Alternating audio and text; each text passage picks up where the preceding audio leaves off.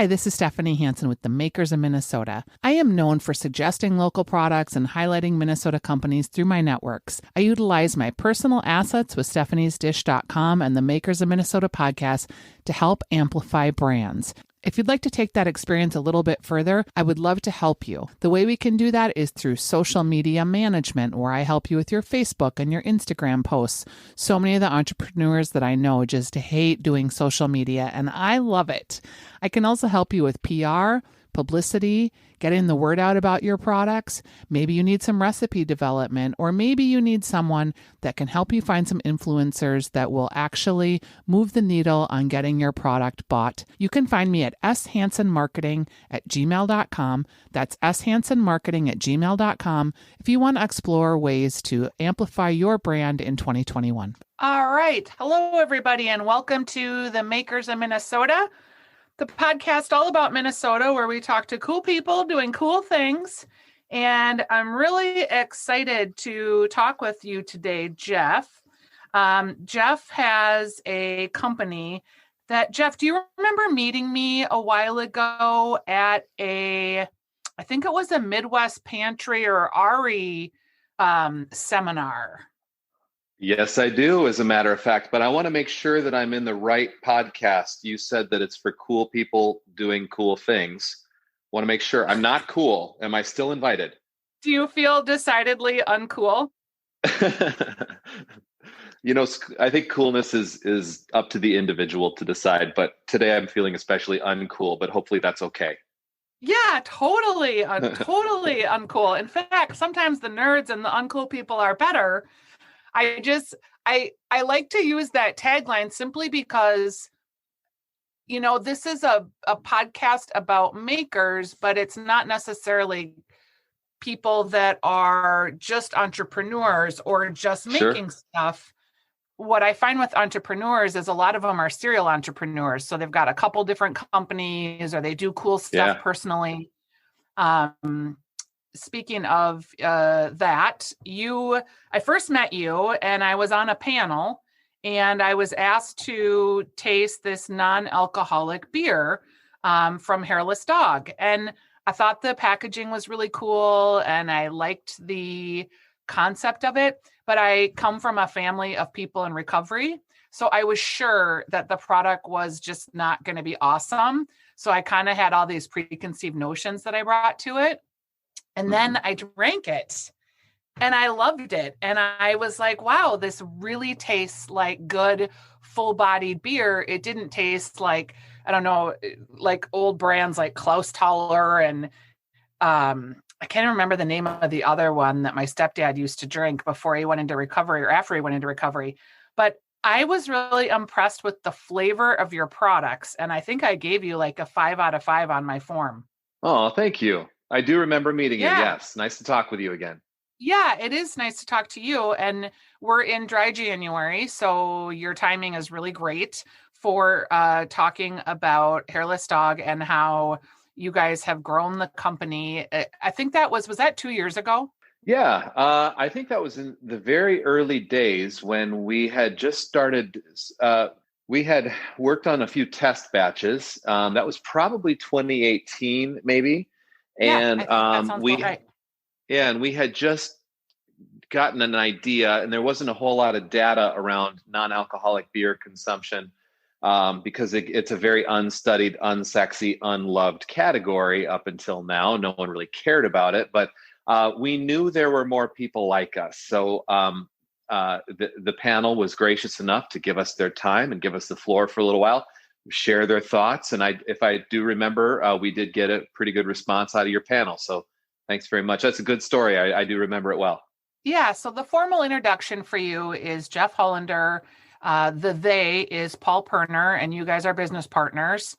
And you developed this beer, this non-alcoholic beer. Can you talk about where your original background came from and why you were interested in a product like this? Well, the reason why I'm interested in a product like this and what originally sparked our curiosity as to whether or not it could be done was a conversation that Paul Perner and I had at a holiday party. We had sort of, Paul and I had been neighbors and good friends for 15 years, but both of us quit drinking at about the same time. And you mentioned recovery earlier. Neither of us identify as being in recovery. We just feel better when we don't. So there was, especially back then, and this was probably 4 years ago, that we bumped into each other at a holiday party, and we were the only ones without a drink in our hands.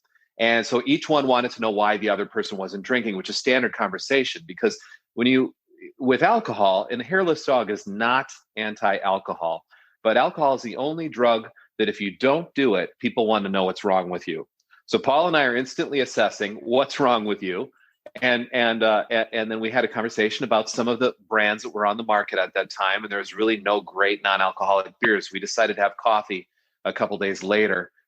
We met over coffee, and then we had a concept for a full-bodied, no excuses, no nonsense marketing that was, unapologetic and forward-facing, and basically made sure that it was, wanted to be the flavor was just as important as anything. It had to be a full-bodied, bold experience like the craft beers that we loved.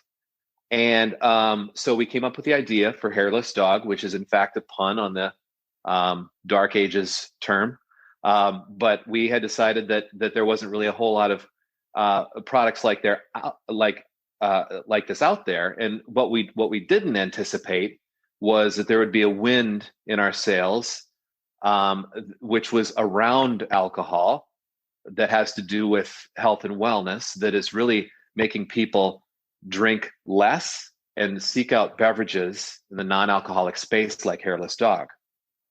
Yeah, your timing, and maybe it's not coincidental, but it feels like I did my first Dry January TV segment, I think maybe 2 years ago, and we've talked an endless amount about mocktails. And it seems like as equally as has risen this whole mommy wine culture, has also risen this mommy mocktail and not drinking Dry January, sober September. And you fit right into that whole scene. So is it, I mean, are you trying to say like, hey, if you're into wellness and you just want to cut back your drinking, or you just want to have an alternative instead of alcohol, this is something that tastes great? Is that kind of the platform without being a recovery product, as it were? Yeah. So at the I guess at the ground level, Hairless Dog wants to be known for what it is rather than what it isn't. So we want people to love it as a delicious beverage and a culinary experience first, and as a non-alcoholic beer or NA alternative second. So for us, this is very much about creating the best craft beer we can make with a 0.0 process that allows us to be the only craft beer on the market right now with a true 0.0 moniker. And we don't, and you mentioned recovery. We do find a lot of our consumers in the recovery group do find our product, but we don't actively market this as a recovery product because, for one, and the most important thing is the health of the people that use it. Sometimes that can be, different people might have different things that make them, it might be a trigger sometimes for people. So we don't really seek that out, and we've just let people to make their own decisions. But what we do find is the growth in a category which is skewing younger. So we see a lot of our growth coming from Gen Z and millennials.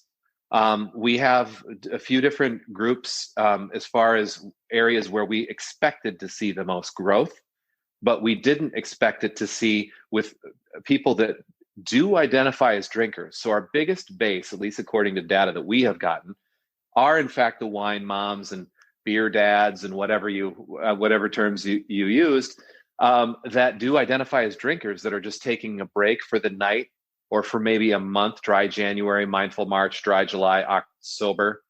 Or I heard another one the other day. There's all kinds of variations on it. And they might be just quitting drinking just for the night, or might supplement a few of these in with their regular routine. So it's really, our growth is coming from all over. Does that surprise you? Wide.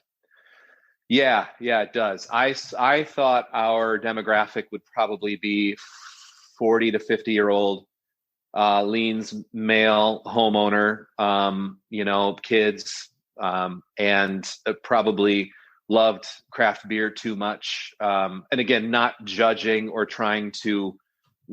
Hairless Dog is not about trying to find an opportunity to market to people who have identified as drinking too much. That's not our thing. We just knew there were more people like us in their 40s who just frankly wanted to take a break, had been there, done that, feel better when they don't drink. And they're just like, all right, I get it. I'm ready to I can be a better dad, better spouse, better friend, if I'm not drinking. And that's really where we expected the biggest growth to come from. We did not see, people in their, Gen Z and millennials being a part of our growth. So what was your background before traveling down this road? It sounds like maybe data and marketing. Yeah, actually not data so much. In fact, there's kind of a joke around our company that I get the people that are in our company tend to be data driven and very interested, letting the data guide good decisions.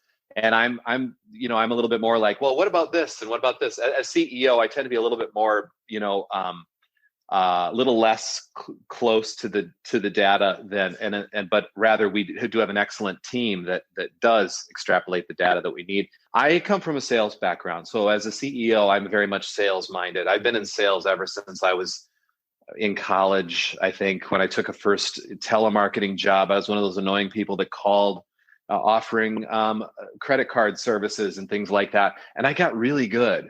And my dad said, well, maybe you would like to be a salesperson when you grow up. Companies always need salespeople. And I was like, no, Dad, I want to be a rock star. So I didn't really want to pursue sales. But yeah, I've been in sales all my life.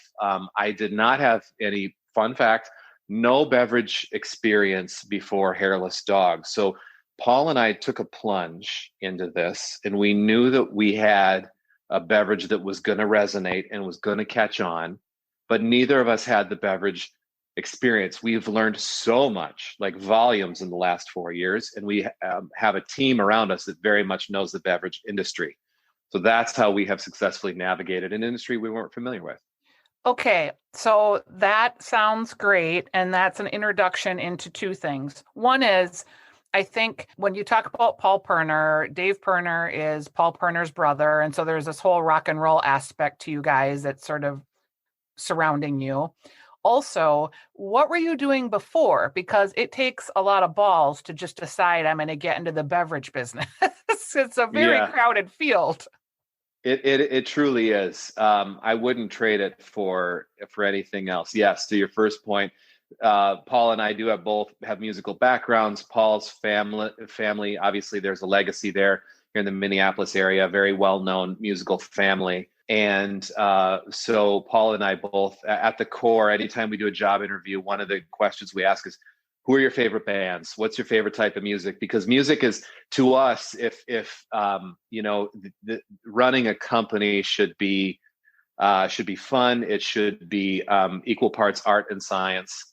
And who we are as a company is reflected musically too, through each of the individual personalities that we bring in on our team. To your question about having the guts to enter this industry, I worked for a wonderful company for about 7 years, and they were so great over there. And I treated this as a side hustle.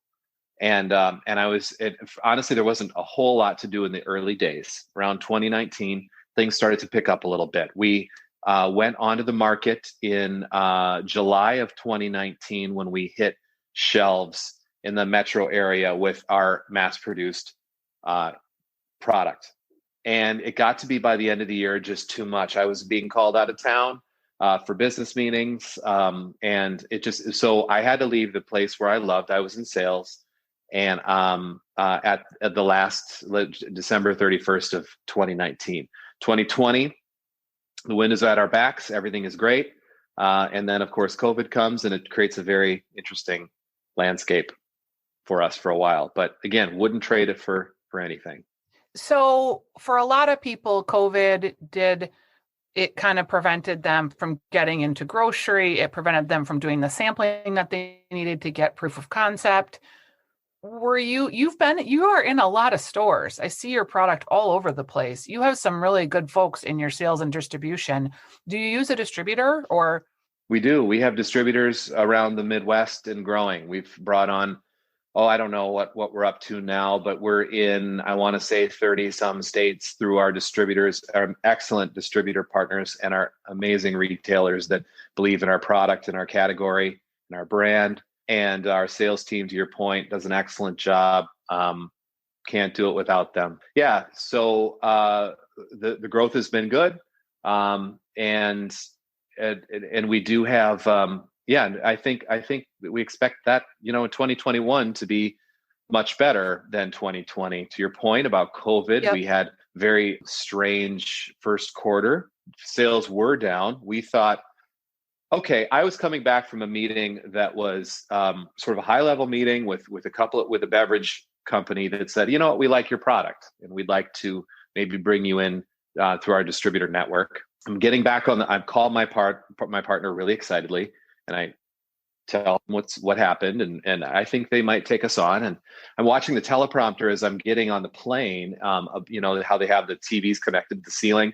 Yep. And it talks about how COVID has first hit the United States, and there's an outbreak, and literally by the time the plane landed, there was a certain heaviness by the time I left to the time I got back in Minneapolis, there was already a heaviness because of how the headlines had just turned overnight to COVID.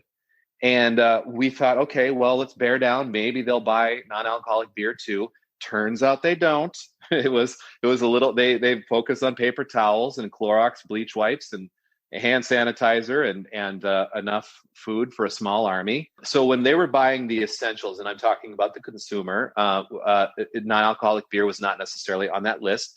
Retailers were in fact a little gun shy to bring us in because they said, we don't know how, what the landscape looks like. Distributors did in fact furlough a lot of their employees. And then all of a sudden, June or July, there's almost like this pent up demand. It's probably started in about June.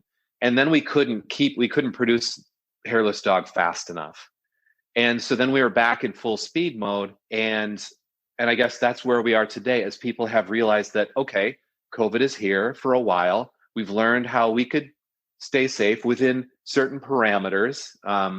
And they've incorporated other products that they love back into their life. So we're glad to see that Hairless Dog now has sort of a steady continuum of buying patterns. Once again, we've joined sort of that essentials to some people. Yeah. And the product is really good. How many SKUs do you have right now? Right now, 4 SKUs, and we have 3 more styles coming on the market in 2021 that we're excited about.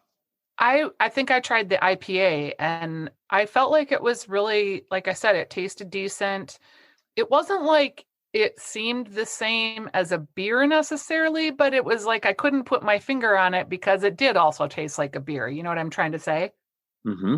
Yeah. So we work backwards in trying to create as close of a beer experience as you can have and still be a 0.0 product. And is there gluten in the product then? There is. Yeah. We currently are not making any gluten-free beverages. We get asked all the time though. I suppose it would make sense to introduce it eventually. Yeah.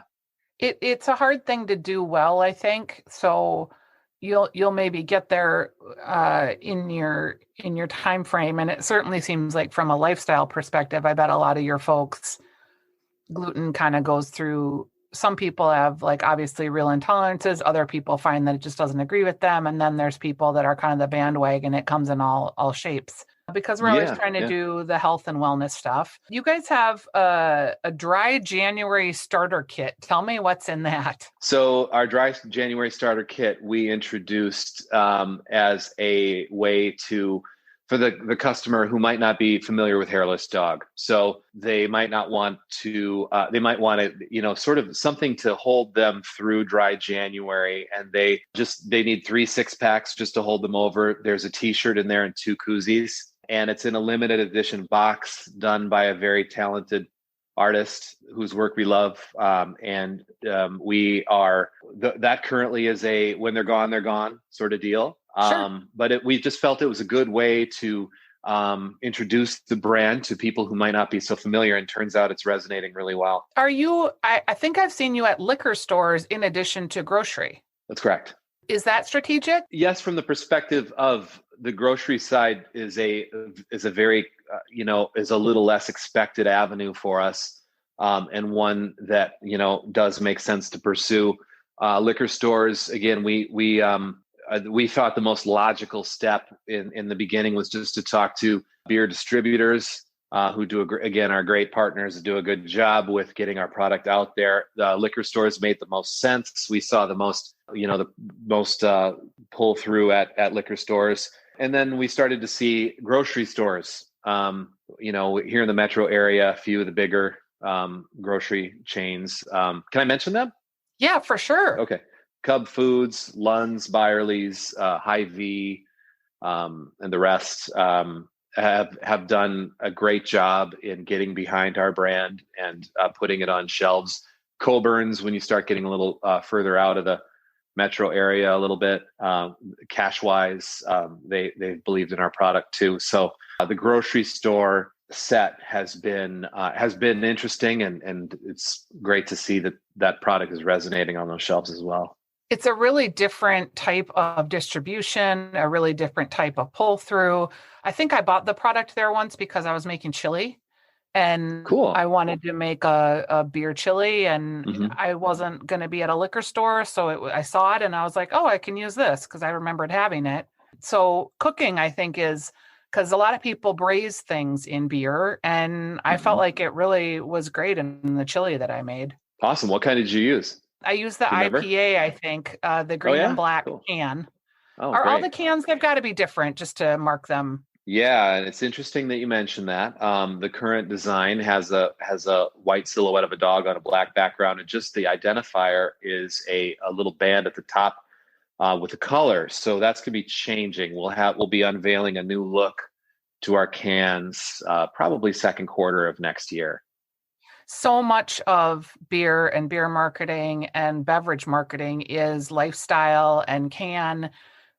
Did you partner with a local agency, or how did you decide to rebrand or to expand on that concept? So we have a great launching pad in our original designs. From the lockup of the dog is just fantastic, and won a few advertising awards for great design. Done by a very talented graphic designer. And we felt like the time was there to maybe call out some of and embellish some of the brand standards, create a little bit of some, departures from that sort of the standard black can look. Right. So the next series of designs are going to be much more visually striking. There's a lot more going on, and I can sit with one of our new cans in my hand and just study it for a while. But again, I geek out over that stuff. But I think that people will find our new design compelling stuff. I do anyway. Yeah, for sure. So how do you market this? Like, how do you get trial? How do you get customers to try it? Well, right now it is difficult. The point you made earlier is very true. There's really no sampling going on. Getting customers to try it, I think what is really interesting is we have a really high net promoter score as a company. And so the data that we've extrapolated shows that someone who tries our product has a really high, I want to say it's in the 8s range of telling out of 10 of telling someone that they, a friend or a loved one, about their experience with Hairless Dog, which is interesting. So I think most of the buzz, no pun intended, is coming from word of mouth. And that's hard to really get data around that, because you can't track it the way you can online activity. But yeah, we have a high net promoter score. And I think that's really there into getting customers to try it. We do see a lot of online sales happening now in a way that is up by 350%. And we think what's going on there is as word gets out, we look at the heat maps where the interest in Hairless Dog is coming from. It's light years ahead of where it was earlier in the year. And again, it's just, getting the brand out there, brand awareness, and I think ultimately word of mouth has really helped us. I like that you guys have a playlist. Yeah, thank you. I'm glad you like that. I curate that every Friday, and I'm always like, it's just an authentic way. And I don't even know if anybody listens, but every Friday morning, it's my favorite part of my week. And I load up all of the music that I've been listening to over the past week. I usually try and get about an hour and a half in there. And it's an authentic way for me to just communicate, well, this is what I actually like. This is what I listen to. It may not be for everybody. I get that. Some of it's kind of out there. There's some swear words in some of the songs. I understand. May not be for everybody, but it's just a way for me to say, this is the music that I listen to. This is authentically who I am, and it's fun. It's fun. I think too, we don't talk about having fun in our businesses very often, but in times like these, where we've been somewhat locked down here for 10 months and everybody's kind of reevaluating what they're doing and why they're doing it, fun and just do you enjoy your day to day is a big part of it. So I kind of viewed that as a way to tie in some of your personal likes to just making your day fun and having a good opportunity to connect with the lifestyle of the brand. Absolutely. Absolutely. We as a company try to extrapolate that out of our employees as well, and just try to get them to realize what we're doing is unique. And they all come from beverage backgrounds and food science backgrounds and data mining, and where sort of a path is already sort of blazed for them. It's kind of like, this is the way it's done in this industry. But then we come along, we're like, look, we have a product that it was a crazy idea. It was when Paul and I made this, we're like, I have no idea if people are going to buy this at all. I mean, and when we heard from retailers that it was selling out and we needed to make more, I said to a few retailers, I'm like, the customers know there's no alcohol in this, right? There's no reason why it should be selling like this. So yeah, fun is very much who, I feel like that's what the brand is about, being your best self and not apologizing. Well, I appreciate you guys being on the program today. I am interested in your product. I've enjoyed it. I was excited to talk to you. I'm going to post this podcast next Wednesday so that we can get some dry January going for the people that are interested in giving you some trial. And I just really appreciate your time today. I appreciate your time. Thank you so much and have a wonderful day. Thanks, Jeff. Okay, you too. Bye-bye.